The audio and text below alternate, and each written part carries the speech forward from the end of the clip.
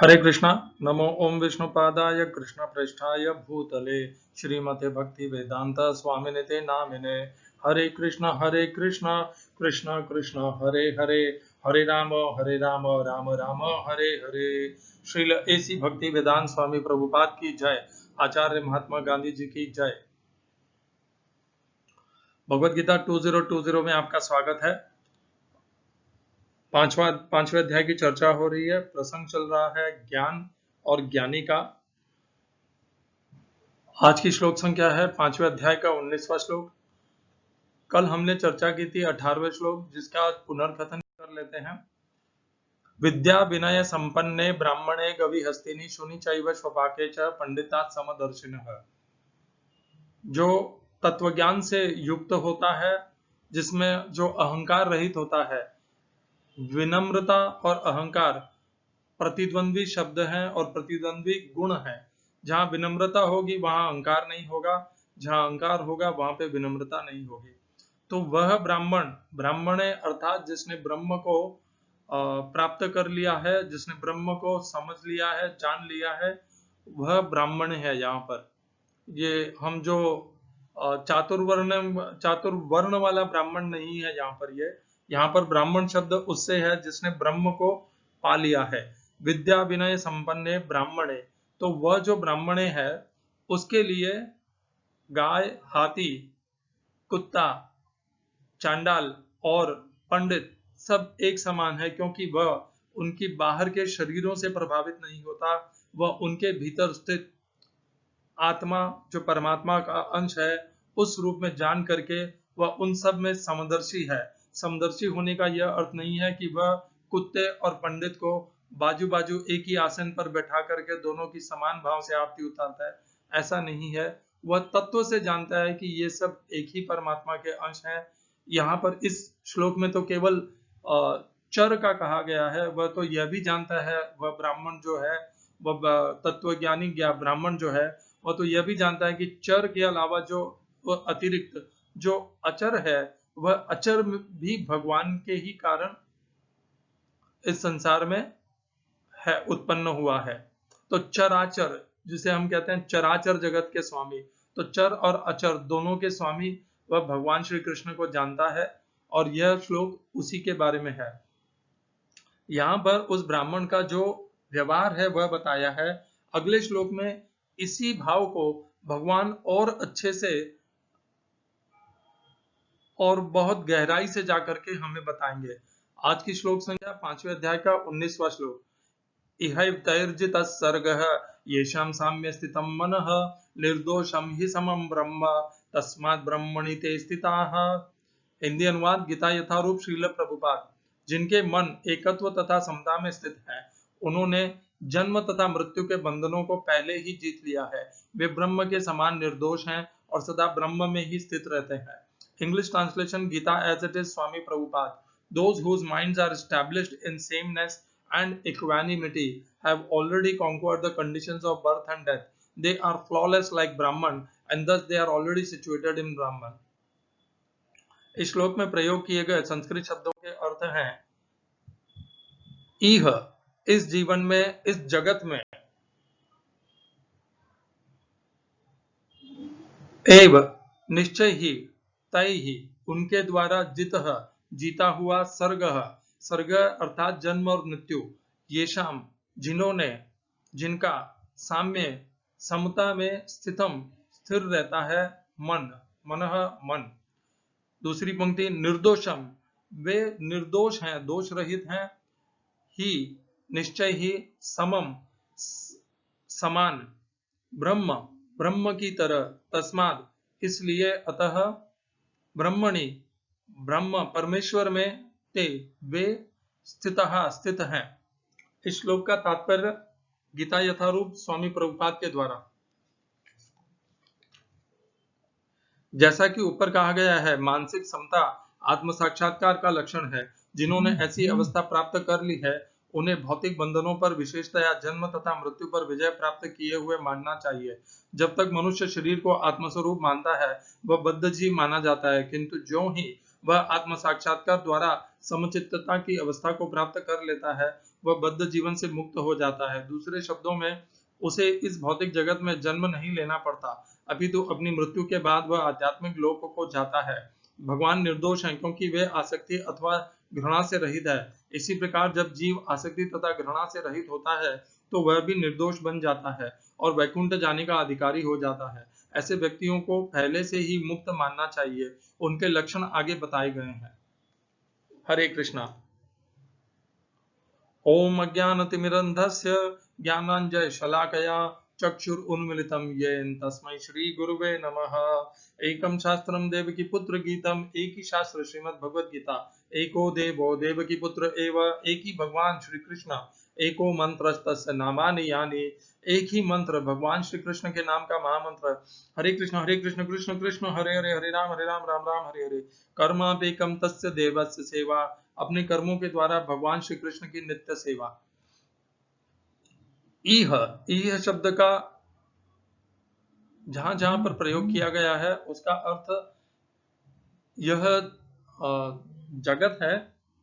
यहाँ पर प्रभुपाद ने यह जीवन लिखा है, जो भी हम समझे जगत में भी जीवन ही है। ईह, इस जगत में तैर, उसने, जितः, जीत लिया है, सर्गः अर्थात जन्म और मृत्यु का चक्र, ये शाम जिसका मन समता में स्थित है। कौन सी समता? वह समता जिसका वर्णन 5वें अध्याय के 18वें श्लोक में किया भगवान ने। विद्या विनय संपन्ने ब्राह्मणे गवि हस्तिनी शुनि चैव स्वपाके च पंडिता समदर्शिनः, उस समता का भगवान ने यहाँ पर, जिसका वर्णन पहले कर दिया है, उस समता का यहाँ पर भगवान ने संबोधन किया है। साम्य स्थितम मनः, जो मनुष्य जो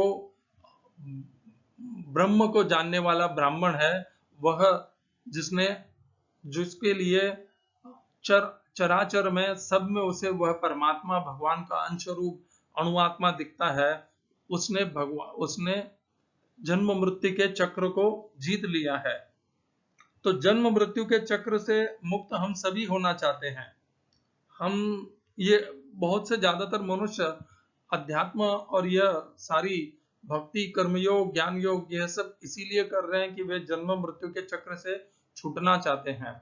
यहाँ पर उसका मार्ग बताया है। जन्म और मृत्यु के चक्र से छूटने का सहज और सरल मार्ग है कि पहले अपने मन को स्थिर कर लीजिए, किसी में सब में उस परमात्मा तथा परमात्मा के अंश अणु आत्मा को देखिए। इस प्रकार समता में जब आपका मन रहेगा, न किसी से द्वेष रहेगी, न अति प्रिय रहेगा, न कोई घृणा होगी, न कोई अति अपना सा प्रतीत होगा, तब वह समता का जो वह स्थिति है, वहां पर आप इस जन्म मृत्यु के चक्र को पार कर लेंगे। दूसरी पंक्ति में भगवान कहते हैं निर्दोषम, ये शब्द नया भगवान ने जोड़ा है। पिछले श्लोक में भगवान ने केवल समता की बात कही थी, जिसका यहाँ पर साम्य शब्द से पिछली पंक्ति में संबोधन किया है। अब भगवान ने एक लक्षण और जोड़ दिया उसमें, निर्दोषम, उसमें दोष नहीं है, वह दोष रहित है। दोष कौन सा होता है यह भी जानना आवश्यक है। तो दोष यहाँ पर भगवान उसका कहते हैं जो मनुष्य में भेद करते हैं, घृणा करते हैं, ईर्ष्या करते हैं, निम्न और उच्च श्रेणी में मनुष्य के समुदाय को विभाजित करते हैं, वे सब दोष वाले हैं। और दोष रहित कौन है? दोष रहित वह है जिनका मन साम्य में, समता में स्थिर हो गया है। जो मनुष्य तो छोड़ दीजिए, वे प्राणियों में भी समता देखते हैं, उन्हें भगवान दोष रहित मानते हैं। जब हम प्राणियों के प्रति भी घृणा, ईर्ष्या, द्वेष, मांसाहार के लिए उपयुक्त और इस प्रकार मारे जाने वाले उन्हें समझते हैं कि ये हमारे भोग के हेतु हैं, तब तक हम दोष वाले हैं। मांसाहार का बहुत व्यक्ति पूछते हैं कि मांसाहार क्यों दोषपूर्ण है। मांसाहार इसीलिए दोषपूर्ण है क्योंकि हम उसमें दूसरे प्राणियों को अपने लिए ग्रहण करने के लिए, अपना भोजन के लिए हम उन्हें उपयुक्त मानते हैं। हमारी बुद्धि ऐसी है। जब तक इस प्रकार का दोष हमारी बुद्धि में रहेगा, हम दूसरे प्राणियों को हम हमसे निम्न मानेंगे और हम ये मानेंगे कि वे तो उनकी उत्पत्ति इसीलिए हुई है कि हम उन्हें अपना भोजन बना सकें, तब तक हम समता में स्थित नहीं हो पाएंगे। आप अपने समकक्ष दूसरे मनुष्य को खा करके नहीं उसे भोजन बना करके नहीं खाते। क्यों? क्योंकि आप उसके साथ समता देखते हैं कि ये भी मनुष्य है, मैं भी मनुष्य हूँ, यदि मैं मनुष्य को खाऊंगा तो मैं नरभक्षी कहलाऊंगा। परंतु हम जब दूसरे प्राणियों को देखते हैं, मुर्गा हुआ, सुअर हुआ, पिग हुआ, या कोई अलग अलग पता नहीं कैसे कैसे मांसाहार करते हैं, तो उन्हें देखते ही उनके मन में कोई दया नहीं आती, कोई प्रेम नहीं आता, कोई लगाव नहीं आती। इसके विपरीत उनके मन में एक स्वाद आता है कि हाँ, इसे काट करके मैं खाऊंगा और मेरी इंद्रिय की तृप्ति होगी। यह जब दूसरे प्राणियों को, जिनके भीतर भगवान स्वयं उपस्थित हैं, इस प्रकार जब मनुष्य देखता है तो वह दोष से पूर्ण हो जाता है। और निर्दोषम वही है जो दूसरे प्राणियों को, भले वह तुच्छ से तुच्छ, छोटे से छोटा प्राणी भी हो, उसे अपने लिए उसका वध नहीं करे, अपने आहार के लिए उसका वध नहीं करे, अपने से दूसरों को निम्न न समझे, सबको सम समझे, भले वह किसी भी योनि में क्यों न हो। तो निर्दोषम शब्द का अर्थ यहाँ पर यही है, वह पूर्णतया दोष रहित होता है। क्यों वह दोष रहित होना इतना मुख्य, इतना महत्वपूर्ण है? क्योंकि जो भगवान है वे भी सब में सम देखते हैं। भगवान के लिए उनके समस्त चराचर जो जगत है और उसकी समस्त योनियां है, वे भगवान के पुत्र के समान है। भगवान उनमें भेद नहीं करते। यह बात थोड़ी विशेष है कि भगवान मनुष्यों पर विशेष कृपा करते हैं, क्योंकि मनुष्य योनि ही वह योनि है जिससे भगवान को प्राप्त किया जा सकता है। भगवान को प्राप्त करने का साधन हम मनुष्य योनि में ही संपन्न कर सकते हैं। इसलिए भगवान मनुष्यों से अत्यधिक प्रेम करते हैं, और इसलिए भी क्योंकि मनुष्य में भगवान के बहुत से लक्षण हैं, सारे नहीं हैं, बहुत से लक्षण हैं। इसलिए भगवान मनुष्य से विशेष प्रेम करते हैं। परंतु विशेष प्रेम करने का यह अर्थ नहीं है कि भगवान के लिए दूसरे प्राणी कम प्रिय हैं या वध्य हैं, ऐसा नहीं है। भगवान समस्त प्राणियों में अपने आप को देखते हैं। 15वें अध्याय में भगवान कहते हैं,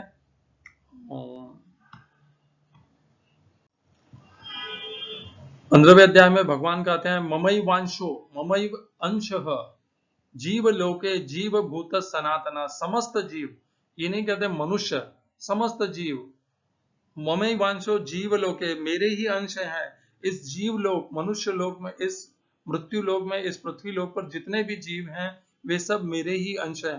ममई वांशो जीव लोके जीव भूत सनातनः, हमेशा ही वे मेरे ही अंश हैं। तो इस भाव से हमें भगवान की दृष्टि को समझना है।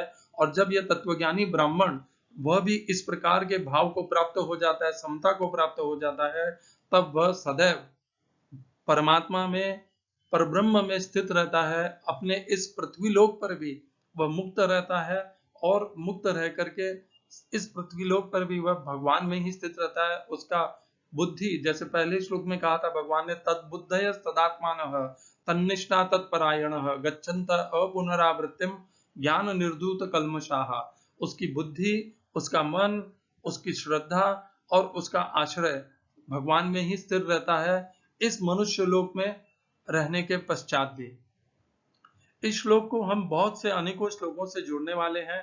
इसके संबंध को जोड़ करके इसकी प्रामाणिकता और इसकी पुष्टि और अच्छे से दृढ़ करने वाले हैं। इसलिए इस विषय को मैं यहाँ पर छोड़ रहा हूँ। हमने चर्चा की है, चर्चा से हम समझ गए हैं कि निर्दोष किसे कहते हैं, दोष किसे कहते हैं, और यह दोष रहित होना कितना आवश्यक क्यों है। इसीलिए अध्यात्म में मांसाहार के लिए कोई भी स्थान नहीं है। किसी भी प्रकार के छोटे से छोटे जीव की हत्या भी निषिद्ध है। सबसे पहले हम इस श्लोक को जोड़ेंगे 6ठे अध्याय के 30वें श्लोक से। कल हमने जोड़ा था 6ठे अध्याय के 29 और 31वें से। आज हम जोड़ेंगे 30वें श्लोक से। योमाम पश्यति सर्वत्र सर्वम च मयि पश्यति तस्याहं न प्रणश्यामि स च मे न प्रणश्यति। कहने का भाव मेरा इतना ही है, मैंने ये श्लोक केवल पहली लाइन से जोड़ा है। यो माम पश्यति सर्वत्र सर्वम च मयि पश्यति। यह जो तत्वज्ञानी ब्राह्मण है वह जानता है कि भगवान जो माम पश्यति सर्वत्र, वह भगवान सर्वत्र समस्त जीवों में विराजमान है और समस्त जीव भगवान में विराजमान है। इस भाव के कारण ही वह दोष रहित हो जाता है। इस भाव को जो भगवान ने छठे अध्याय के 30वें श्लोक में लिखा है, पहली पंक्ति में, इस भाव को आप सदैव याद रखिए। अपनी दृष्टि को परिवर्तित कीजिए। सामने के मनुष्य में उसका शरीर मत देखिए, उसका व्यवहार मत देखिए, क्योंकि जब तक आप उसके शरीर और व्यवहार को देखेंगे, आपके पास में पुराना स्मरण हो जाएगा, क्या क्या व्यवहार हुए हैं आपके और उनके बीच में और क्या कैसे वो हो रहे हैं। आप सदैव उनके भीतर भगवान की उपस्थिति देखिए कि परमात्मा और परमात्मा का अंश अणु आत्मा उस शरीर के भीतर उपस्थित है और आपकी उस मनुष्य के प्रति सारी घृणा जाती रहेगी। आप उस मनुष्य को अपने समकक्ष देख पाएंगे। आप अपने में और उसमें कोई भेद नहीं देखेंगे। आपकी बुद्धि और आपका व्यवहार दोष रहित हो जाएगा, निर्दोष हो जाएंगे। इस्कॉन में इसीलिए दूसरे भक्तों को प्रभु कह के संबोधन कहने का सिद्धांत है, क्योंकि जब हम प्रभु कहते हैं तब हम यह अपने भीतर इस बात की अनुभूति करते हैं कि उनके भीतर भी वही प्रभु है, वही परमेश्वर परमात्मा है जो मेरे भीतर है। इसीलिए हम उनमें प्रभु करके उन्हें अपने समकक्ष उपस्थित करते हैं, उन्हें संबोधन करते हैं। और माता जी होती है तो उन्हें माता जी करके संबोधन इसीलिए करते हैं कि उन्हें आदर दे सके और अपना संबंध और कोई शारीरिक न बनाए, इसलिए उन्हें माता जी कह के अपना एक विशेष संबंध बना लेते हैं। और अगला श्लोक है इसी छठे अध्याय का 32वां श्लोक। आत्मोपम्येन सर्वत्र समम पश्यति अर्जुना। तो यह पहली पंक्ति में मैं यही बताना चाह रहा था कि जो तत्वज्ञानी ब्राह्मण है, जो आत्मा को सब में देखता है, आत्मोपम्येन उपम्येन सर्वत्र समम पश्यति, समस्त जीवों में प्राणियों में जो उस एक आत्मा को देखता है वही परम योगी है। भगवान दूसरी पंक्ति में कहते हैं स योगी परमो मतः, तथा उनके सुख और दुख को जो मनुष्य अनुभव कर सकता है उन दूसरे जीवों की, प्राणियों को, तभी जाकर के वह परम योगी कहलाने का अधिकारी होगा। यहाँ पर एक वह भक्त हैं, वह मनुष्य हैं जो दूसरे प्राणियों को अपने भोजन के हेतु भक्ष्य मानते हैं कि हाँ, मांसाहार करने के लिए मैं दूसरे प्राणियों का वध करके उनको ग्रहण कर सकता हूँ। और वह मनुष्य कैसे उनका सुख और दुख की अनुभव कर सकता है। यदि वह उनके सुख और दुख का अनुभव करता उन प्राणियों का जिनको वध करके वह उनको भोजन बनाना चाहता है, तो वह निश्चित रूप से उन्हें अपना भोजन नहीं बना पाएगा। तो मांसाहार त्यागने के लिए हमें सबसे पहले यह बुद्धि पानी होगी कि उन प्राणियों में भी वही परमात्मा है और उनका सुख दुख मेरे सुख दुख से पृथक नहीं है, भिन्न नहीं है। उनका सुख दुख मेरे ही लिए उतना ही महत्वपूर्ण है जितना अपना मेरा स्वयं का सुख दुख है। जब तक यह भाव नहीं आएगा तब तक यह मांसाहार नहीं छूटेगा। अगला श्लोक है छठे अध्याय का 9वां श्लोक। सूर्यन मित्रार उदासीन मध्यस्थ द्वैष्य बंधुषु साधुष्वपि च पापेषु समबुद्धिर विशिष्यते। देखिए यहाँ पर भी उसी समबुद्धि का विषय वर्णन किया गया है। और कितने यहाँ पर सारे मनुष्य ही हैं और उनके किस किस प्रकार के हम मनुष्य को हम कैसे अलग अलग भांति भिन्न भिन्न कर लेते हैं। पहला तो सूर्यत मित्र, जिनको हम मित्र मानते हैं उनको हम एक अलग श्रेणी में खड़ा कर लेते हैं। फिर उदासीन अर्थात जिनके प्रति हमारी कोई मित्रता नहीं रहती है, उनको उदासीन कहा सकता है, या जो हमसे मित्रता का भाव नहीं रखते उन्हें हम उदासीन कह सकते हैं। सूरत मित्र उदासीन। सूरत वह होते हैं जो हमारे ऊपर सदैव कृपा रखते हैं। मित्र हम जानते हैं अलग अलग श्रेणी है। सूरत अर्थात जो सदैव हमारा भला चाहते हैं और हमारे भले के लिए बहुत कुछ कर बैठते हैं। मित्र जो सदैव हमारे लिए मित्र संबंध निभाते हैं।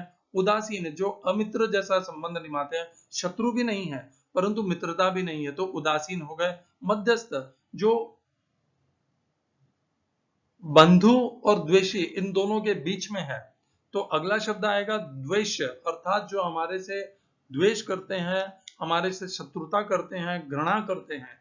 और बंधुश्च, जो हमारे से बंधु बांधव जैसा प्रेम करते हैं, हमारा सदैव हित चाहते हैं। और इन दोनों के बीच में जो होता है वह होता है मध्यस्थ, जो ना शत्रुता करता है और ना बंधुता निभाता है। तो अलग अलग श्रेणियां भगवान ने पहली पंक्ति में कही है। दूसरी पंक्ति में भी भगवान दो और श्रेणियां बताते हैं। साधुषु, तो जो मनुष्य भक्त हैं, अध्यात्म के मार्ग में लगे हुए हैं, कर्मयोगी हैं, भक्ति योगी हैं, ज्ञान योगी हैं, या आचार्य गुरु हैं, इस प्रकार के जो साधु पुरुष हैं, जो सदैव धर्म का पालन करते हैं, भगवान के भक्त हैं, इस प्रकार के मनुष्यों को साधुषु कहते हैं। और पापेशु, पापेशु जो सदैव पाप में रत रहते हैं। तो मनुष्यों की इतनी विभिन्न प्रकार की श्रेणियां भगवान ने कही है, कितनी है हम गिनते हैं। पहला है सूरज, जो हमारे प्रति सदैव सद्भाव रखते हैं, हमारी सद्भाव को के लिए वे बहुत कुछ प्रयत्न करते हैं। दूसरा मित्र, तीसरा उदासीन, जो मित्र भी नहीं है और न अमित्र है। मध्यस्थ, जो द्वेषी और बंधु के बीच में है। फिर द्वेषी अर्थात पांचवा, और बंधु, जो हमारे से बंधुता निभाते हैं। फिर छठा, सातवां, जो साधु अर्थात सज्जन पुरुष हैं, जिनका वर्णन परित्राणाय साधुनाय में जिनका वर्णन आ जाता है। और आठवीं श्रेणी है पापेशु, जो दूसरी श्रेणी में आ जाते हैं। परित्राणाय साधुनाम विनाशाय दुष्कृताम, जो दुष्कृत्य करने वाले हैं वे पापी हैं। इन सब में जो मनुष्य समबुद्धि रखता है उससे भगवान विशेष कहते हैं। और वही भगवान ने यहाँ पर 5वें अध्याय के 18वें श्लोक में भी कहा था, विद्या विनय संपन्न। यहाँ पर भगवान ने अलग अलग योनियों के विषय में कहा था। और इस छठे अध्याय में भगवान मनुष्य श्रेणी के भीतर भी हम लोग जितना जितना अपने अपने अलग अलग, जिसे इंग्लिश में ग्रुप्स कहते हैं, और समूह बना लेते हैं, उनके लिए भगवान ने कहा है। विद्या विनय संपन्ने ब्राह्मणे गवि हस्तिनी शुनि चैव स्वपाके च पंडिता समदर्शिनः। वहां पर अलग अलग योनियों के प्रति समदर्शी का भाव कहा गया है। यहाँ पर मनुष्य के भीतर भी हम लोग किसी से द्वेषता रखते हैं, किसी से बंधुता रखते हैं, किसी के प्रति उदासीन हो जाते हैं, किसी को साधु समझते हैं, किसी को पापी समझते हैं। इन सब में भी जब हम समता का व्यवहार करते हैं, किसी से कोई द्वेष नहीं करते, किसी से घृणा नहीं करते, सबके प्रति आदर का भाव रखते हैं, किसी को निम्न नहीं समझते। एक और भाव होता है, जैसे मैं ब्राह्मण हूं तुम शूद्र हो, मैं क्षत्रिय हूं तुम शूद्र हो, या मैं वैश्य हूं और तुम शूद्र हो। इस प्रकार का यह जो वर्ण के कारण भी जो असमता है, यह भी जो मनुष्य पालन नहीं करता। कब पालन नहीं करता? जब इसका वह दुरुपयोग अपने स्वयं के स्वार्थ के लिए नहीं करना चाहता है, तब। अन्यथा तो हमें ब्राह्मणों का आदर करना चाहिए, क्षत्रियों का भी आदर करना चाहिए, और वैश्यों का भी आदर करना चाहिए, और शूद्रों का भी आदर करना चाहिए। किसी के प्रति हम निम्न और इस प्रकार का भाव रख ही नहीं सकते, क्योंकि सब में वही परमात्मा है, सभी भगवान के अंश हैं। इस पूरे चराचर जगत में जो कुछ भी चर और अचर है, वे सब भगवान के अंश हैं। इस प्रकार जान करके सबके प्रति आदर भाव रखना है। यह है छठे अध्याय का 9वां श्लोक। और अब हम कर रहे हैं महत्वपूर्ण श्लोक 12वें अध्याय का 13वां श्लोक, जिसमें भगवान अपना भक्त की विशेष लक्षण बताते हैं। भगवान को कौन से भक्त प्रिय हैं? अद्वेष्टा सर्वभूतानां मैत्री करुण एवच निर्ममो निरहंकार समदुःख सुख क्षमी। पहली पंक्ति पे गौर फरमाइए। अद्वेष्टा सर्वभूतानां, सर्वभूतानां अर्थात समस्त प्राणी। जैसे भगवान ने 15वें अध्याय में कहा, ममई वांछो जीव लोके जीव भूत सनातन। जीव भूत, सर्वभूतानाम, भूत शब्द का अर्थ होता है समस्त प्राणी। तो जो मनुष्य, जो भक्त समस्त प्राणियों के प्रति द्वेष का भाव नहीं रखता, अद्वेष्टा सर्वभूतानाम, सबके प्रति मित्रता करुणा रखता है, वह भगवान को प्रिय भक्त, भगवान उसे मानते हैं अपना। दूसरी पंक्ति के जो लक्षण है उनका यहाँ पर मैं चर्चा नहीं करूंगा, क्योंकि हमारे लिए मुख्य यही है कि हम अद्वेष्टा सर्वभूतानाम हो जाएं। यही वर्णन भगवान ने छठे अध्याय के 9वें श्लोक में भी किया था। हम जिस प्रकार मनुष्यों की अलग अलग 8 श्रेणियां बना करके अपने मनुष्य समुदाय में व्यवहार करते हैं। इस भिन्न भिन्न व्यवहार को रोक करके हमें समता का व्यवहार करना चाहिए। अपने शत्रुओं से भी उतना ही आदर सम्मान से व्यवहार करना चाहिए जितने हम अपने स्वजनों तथा अपने आचार्य गुरुओं से करते हैं। इस प्रकार का व्यवहार भगवान को अत्यंत प्रिय है और यह वह दोष रहित भगवान है जिसका भगवान ने 5वें अध्याय के 19वें श्लोक में वर्णन किया है। निर्दोषम ही समम ब्रह्म। यदि हमें निर्दोष बनना है, भगवान के समान बनना है, समान अर्थात व्यवहार में, तो हमें इस प्रकार का व्यवहार अपने जीवन में अपनाना होगा। हमें समस्त भूतों के प्रति द्वेष को अपने मन में, अपनी बुद्धि में कोई स्थान नहीं देना है। सब किसी के प्रति कोई द्वेष नहीं होना चाहिए, किसी के प्रति कोई घृणा नहीं होनी चाहिए, न ईर्ष्या होनी चाहिए, न शत्रुता होनी चाहिए। सबके प्रति क्या होना चाहिए? मित्रता, करुणा, यह दोनों होने चाहिए। यदि द्वेष होगा तो मित्रता और करुणा होने का कोई प्रश्न ही नहीं उठता, क्योंकि मित्रता और करुणा और द्वेष ये प्रतिद्वंद्वी शब्द हैं। यदि द्वेष होगा तो मित्रता करुणा नहीं होगी, और यदि मित्रता करुणा होगी तो द्वेष नहीं होगा, ईर्ष्या नहीं होगी, शत्रुता नहीं होगी। तो हमें क्या करना है? परिवर्तन यही करना है अपने अंदर से जितने भी ये जो द्वेषी दोष वाले जो स्वभाव हैं, इन सब से अपने आप को मुक्त करना है। सबके प्रति मित्रता और करुणा का भाव रखना है। भले 8 प्रकार के मनुष्यों में से हमें पापियों से हमारा पाला पड़ जाए, या हमारा शत्रुओं से, द्वेषियों से पाला पड़ जाए, या मित्रों से पड़े, सबके प्रति समभाव, समाचरण हमारा होना चाहिए और सबके प्रति कोई दोष नहीं होना चाहिए। इसी को हम अब पुनः हमने अलग अलग श्लोकों से इसकी पुष्टि की है। हमें सब में वही परमात्मा भगवान श्री कृष्ण की अंश रूप अणु आत्मा दिखना चाहिए। यह जब तक दृष्टि होगी तब हम इस प्रकार के अद्वेष्टा स्वभाव को, व्यवहार को प्राप्त कर पाएंगे। मित्रता और करुणा हमारे अंदर तभी उजागर होगी, उसकी वृद्धि तभी होगी जब हम सब में भगवान श्री कृष्ण को परमात्मा रूप में तथा अणु आत्मा रूप में जीवात्मा को देख पाएंगे। तभी हमारे अंदर यह मित्रता और करुणा होगी। आप देखिए, जितने भी आचार्य गुरु आध्यात्मिक होते हैं, वे कितना विनम्रता, मित्रता और करुणा से हमारे प्रति व्यवहार करते हैं, और हम कैसे कठोर, कपटी और छल वाले और द्वेषी स्वभाव से हम उनके सम्मुख उपस्थित होते हैं, और कैसा हमारा सब बाकी मनुष्यों के प्रति हमारा व्यवहार रहता है। हमें भी अपने आप को परिवर्तित करना है। यह जो हमारा द्वेष युक्त, दोष युक्त जो व्यवहार है, इसको परिवर्तन करके इस समता में आना है, दोष रहित होना है, निर्दोष होना है, मित्रता और करुणा के स्वभाव को अपनाना है। यही भगवान का स्वभाव है, मित्रता और करुणा। भगवान समस्त प्राणियों के मित्र, सूरदम सर्वभूतानां ज्ञात्वा माम शांति मृच्छति। भगवान समस्त प्राणियों के सूरद हैं, मित्र हैं, सूरदम सर्वभूतानां। तो हमें भी समस्त प्राणियों के प्रति सूरद, इस प्रकार के व्यवहार को अपनाना है, तभी हम भगवान के प्रिय बन पाएंगे। पुनः लौट आते हैं हमारे आज की श्लोक संख्या पर। इहैव तैर्जितः सर्ग येषां साम्य स्थितं मनः निर्दोषम ही समम ब्रह्म तस्मात् ब्रह्मणि ते स्थितः। परमेश्वर परमात्मा का स्वभाव है, वे सबके प्रति सूरदम सर्वभूता नाम है, दोष रहित हैं, किसी से घृणा नहीं करते, द्वेष नहीं करते। इस प्रकार का स्वभाव हमें अपने अंदर उत्पन्न करना होगा, वृद्धि करनी होगी, उस समता को प्राप्त करना होगा। जैसे ही हम इस समता को प्राप्त कर लेंगे, हमारे मन और बुद्धि में किसी के प्रति घृणा, द्वेष, ईर्ष्या यह सब नहीं रहेगा, समता का व्यवहार होगा, तब हम इस मनुष्य शरीर में, इस मनुष्य लोक में जीवित रहते हुए भी जन्म मृत्यु के चक्र को लांघ जाएंगे और भगवान को इसी मनुष्य शरीर में प्राप्त कर लेंगे। हरे कृष्णा। श्रील एसी भक्ति वेदांत स्वामी प्रभुपाद की जय। आचार्य महात्मा गांधी जी की जय।